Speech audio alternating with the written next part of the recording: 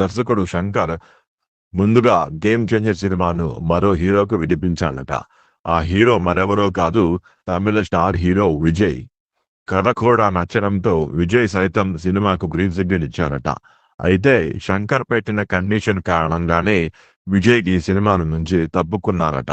Cinema shooting కోసం 1.5 ఏళ్ల పాటు సమయం అడిగారట శంకర్.